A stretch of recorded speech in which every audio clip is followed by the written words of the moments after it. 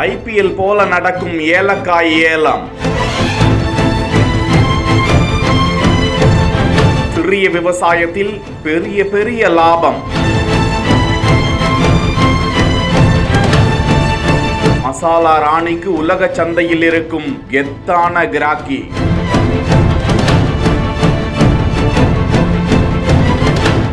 முத்து போல விளையும் பொக்கிஷத்தை பிரித்து ஏலம் விட்டு ஏற்றுமதி செய்து சம்பாதிப்பது எப்படி?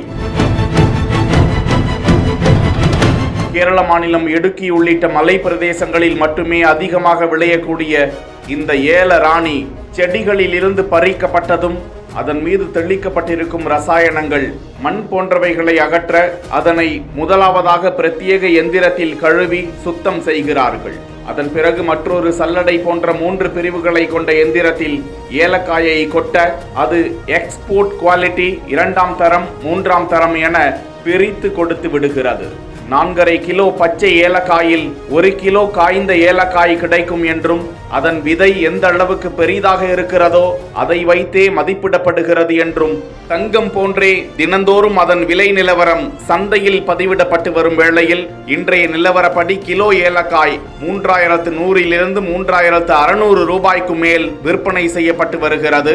டன் ஒன்றுக்கு 36 லட்சம் ரூபாய்க்கும் அதிகமாக ஏற்றுமதி செய்யப்பட்டு வருகிறது. இடுக்கி மாவட்டத்தில் ஏலக்காய் விளைச்சலுக்கு தட்பவெட்ப சூழ்நிலை சரியாக இருப்பதால் அங்குள்ள விவசாய நில உடைமையாளர்கள் தங்களது தோட்டங்களில் ஏலக்காயை விதைத்து ஒரு செடியில் மட்டும் 1.5 கிலோவிலிருந்து 2.5 கிலோ வரை ஏலக்காய் விளைச்சல் என்ற நிலையில் தோட்டம் முழுவதிலும் இருந்து டன் கணக்கில் ஏற்றுமதி செய்து லாபம் ஈட்டி வருகிறார்கள். ஏலக்காயை பொறுத்தவரை காய் காய்த்த பிறகுதான் பூ பூக்குமாம். பூ பூத்த பிறகு 90 நாட்களில் முதல் அறுவடை, அதன் பிறகு 45 நாட்களுக்கு ஒரு முறை விளைச்சல் தந்து கொண்டே இருக்கும் ஏலக்காய் ஜூன் மாதத்தில் தொடங்கி தட்பவெட்ப சூழ்நிலைக்கு ஏற்ப மே மாதம் வரையும், அதனைத் தொடர்ந்து பிப்ரவரி மாதம் வரையும் தொடர்ந்து விளைச்சல் தரக்கூடிய பணப்பயிராக விளங்கி வருகிறது. இப்படியாக 8mm தொடங்கி 6, 5 என தரத்திற்கு தகுந்தவாறு தங்கத்தில் எப்படி 22, 24 கேரட், 916 ஹால்மார்க் மற்றும் தங்க கட்டி என தரவரிசைப்படுத்தப்படுகிறதோ அதே போன்று முதல் தர வரிசைகள் பெருமளவு வெளிநாடுகளுக்கு ஏற்றுமதி செய்யப்படுகிறதாம். உள்நாட்டில் நடுத்தர மக்களுக்கு சாதாரண ரக ஏலக்காய்களே தற்போது கிடைத்து வருவதாகவும் தகவல்கள் கிடைக்கின்றன.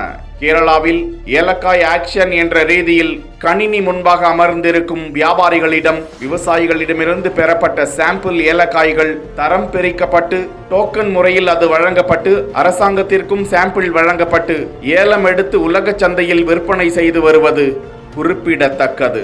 இந்த பணப்பயிர் விளைச்சலில் கடுமையான உழைப்பு இருக்கிறது என்பது குறித்து உங்களது கருத்துக்கள் என்ன?